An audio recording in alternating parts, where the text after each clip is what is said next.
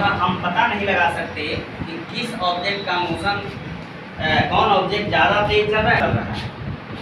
यानी डिस्टेंस और डिस्प्लेसमेंट से यह बात का स्पष्ट जानकारी हमको नहीं हो सकता कि किसका मूवमेंट तेज से हो रहा है और धीमा हो रहा है। सो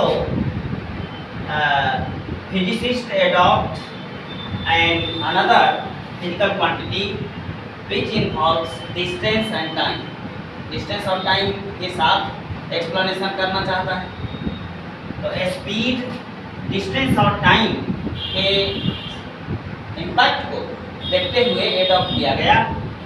और सबसे पहले स्पीड के विषय में कुछ फंडामेंटल चीज जाने। It is a scalar quantity because it has only magnitude. It tells about how an object move slow and fast. इस क्वांटिटी को एडॉप्ट फिजिसिस्टों ने इसलिए किया कि बताना है कि कौन ऑब्जेक्ट स्लो चल रहा है, कौन ऑब्जेक्ट धीमा चल रहा है। अच्छा, फिर कह रहा है अब इसमें दो फंडामेंटल फिजिकल क्वांटिटी इन्वॉल्व्स हैं। कौन कौन से? Length that is distance and time. Length and time that is distance and time. Distance और टाइम इन्वॉल्व है। तो साइंस में अगर कोई दिया गया क्वांटिटी दो फैक्टर पर डिपेंड करता हो तो इसके विषय में अगर हम अच्छी जानकारी प्राप्त करना चाहते हैं तो एक को कांस्टेंट करते हुए दूसरे का इफेक्ट उस दिए गए क्वांटिटी पर हम रीड करते हैं। यानी स्पीड पर लेंथ के इम्पैक्ट को देखेंगे और डिस्टेंस स्पीड पर टाइम के इम्पैक्ट को देखेंगे क्रमवार। तब इसके विषय में हमें एक क्लियर कंसेप्ट आएगा। Speed equal to distance by time हम लोग सामान्य वे में लिख देते हैं, कह देते हैं, लेकिन इसकी जड़ की बात जानना हमारे चल रहे हैं। अगला जो है वो हम आपको बताने जा रहे हैं इफेक्ट ऑफ लेंथ और डिस्टेंस ऑन स्पीड। जैसा कि हम जानते हैं कि स्पीड डिस्टेंस और टाइम द्वारा इफेक्टेड है। तो अगर डिस्टेंस का इम्पैक्ट हम एब्सोल्यूट इफेक्ट देखना चाहते हैं सिर्फ डिस्टेंस का, तो टाइम को फिक्स करना पड़ेगा, है ना। साइंस का यही तौर तरीका है सीखने का। कोई भी क्वांटिटी अगर 2-3 पर फैक्टर पर डिपेंड करता है, 3 पर डिपेंड कर रहा है, तो उसमें से किसी एक का इम्पैक्ट देखना चाहते हैं तो 2 को कांस्टेंट करना पड़ेगा। अगर 2 पर डिपेंड कर रहा है और एक का इम्पैक्ट देखना चाहते हैं तो दूसरा कांस्टेंट करना पड़ेगा। तो चूंकि स्पीड टाइम और डिस्टेंस पर डिपेंड करता है, तो यहाँ डिस्टेंस के इम्पैक्ट को देखना है तो टाइम को हम कांस्टेंट करेंगे, है ना। तो टाइम ऑफ मोशन, मान लो कि कोई ऑब्जेक्ट इस पॉइंट से, ओरिजिन से इधर जा रहा है, इस पॉइंट ए पर आ रहा है, या इसमें यह पॉइंट फिक्स है, यहाँ से चलना है। दो ऑब्जेक्ट, दो लड़का हमने ले लिया, ए और बी नाम के 2 लड़के हैं। Race, time of race, time को कांस्टेंट करने के लिए हमने टाइम को फिक्स कर दिया। टाइम ऑफ मोशन को कर दिया हमने, मान लो कि 10 मिनट के लिए मोशन रखना है हमको। हम यहाँ से व्हिसिल बजाए दोनों को मोशन स्टार्ट करने के लिए, both A and B starts to move, है ना, चलना शुरू किया। तो 10 मिनट में बी मान लो कि 10 मीटर चला गया और ए 5 मीटर पर आके रुक गया। ए इसका इस पॉइंट का नाम देते हैं बी, ये 5 मीटर पर जाके रुक गया। तो वह ऑब्जेक्ट, यहाँ साधारण सा कंसेप्ट है, 10 मिनट में बी चला गया 10 मीटर और ए 5 मीटर गया। तो हम कह सकते हैं कि बी ज़्यादा तेजी से चला होगा,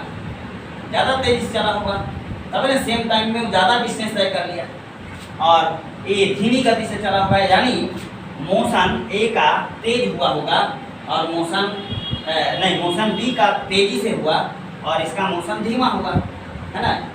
यानी an object moves greater distance या an object covers greater distance in fixed time has greater speed, है ना? The object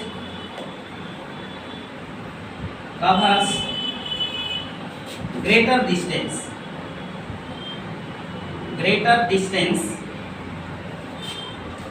in fixed time has greater speed, इसका स्पीड ग्रेटर होगा, है ना?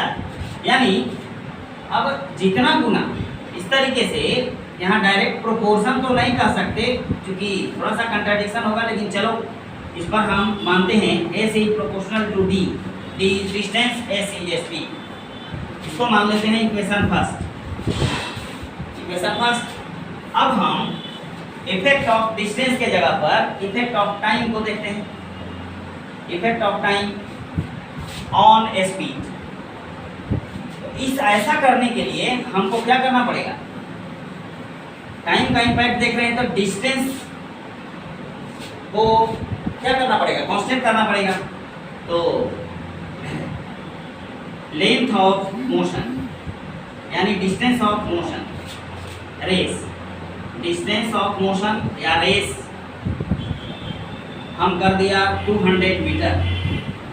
तो बच्चे को हमने यहाँ से दौड़ाया ए और बी को। ए जो है दोनों ऑब्जेक्ट इस ए पॉइंट पर आ रहा है, इसका ए नाम, इसका ए पॉइंट पर आ रहा है। ए नाम का लड़का और बी नाम का लड़का दोनों इस पॉइंट पर आ रहा है, लेकिन ए 5 सेकेंड में यानी 5 सेकेंड में यहाँ पहुँच जा रहा है और ए जो है यानी बी 5 सेकेंड में पहुँच जा रहा है और ये 10 सेकेंड का टाइम ले रहा है, 10 सेकेंड का टाइम ले रहा है। तो जो कम समय में ये फिक्स दूरी तय कर लिया उसका स्पीड ज़्यादा है, और जो ज़्यादा समय लिया उसका स्पीड कम है, यानी speed of B is greater than speed of A, है ना? तो इससे कंक्लूजन निकला the object that covers fixed distance in lesser time has greater speed. Conclusion क्या आया? The object that covers fixed distance in lesser time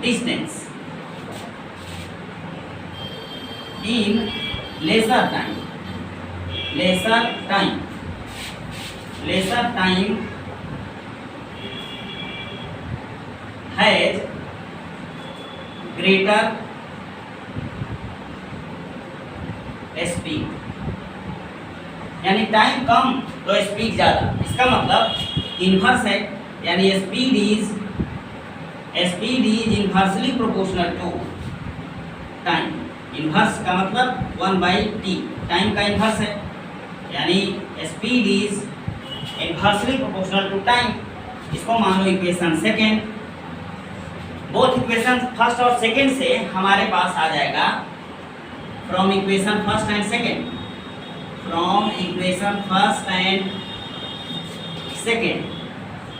क्या है हमारे पास?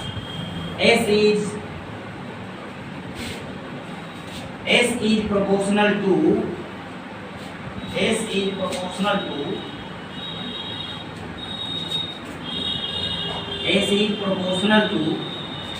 d/t, यानी इसी से आया speed is equal to distance by time, है ना? Speed is equal to distance by time. Therefore यहाँ कांस्टेंट नहीं दे रहे, उतना विस्तृत में जाने की जरूरत नहीं है। इसी से कंक्लूड करके हमने लाया speed is equal to distance by time.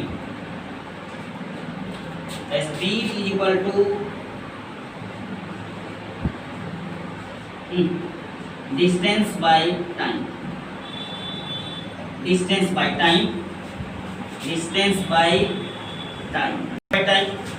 हमारे पास ये स्पष्ट है। अब हम इसको डिफाइन कर लेंगे स्पीड को। देखो टाइम, जनरली टाइम को यूनिट करेंगे, अब इसको डिफाइन करेंगे। द स्पीड का definition, it may be defined as the distance travel by an object in unit time. In unit time, देखो डिनोमिनेटर को यूनिट कर दिया, ये काम है ना। द डिस्टेंस ट्रेवल बाय, यानी स्पीड इक्वल टू क्या आया है हमको, स्पीड इज इक्वल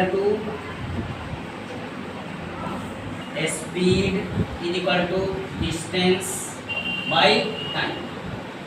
तो फिजिक्स में डिफाइन ऐसा टर्म को अगर करना है तो डिनोमिनेटर को जनरली हम लोग यूनिट बनाते हैं, यानी speed of an object may be defined as the distance travel by an object in unit time. Denominator को यूनिट कर दिया, speed of an object may be defined as the distance travel by an object in unit time. This is definition of speed. अब अगले lecture में हम speed को classify करेंगे, uniform, non uniform, average, ये सब स्पीड का कंसेप्ट लेंगे। इसके बाद फिर न्यूमेरिकल इस पर बनता है। That's all.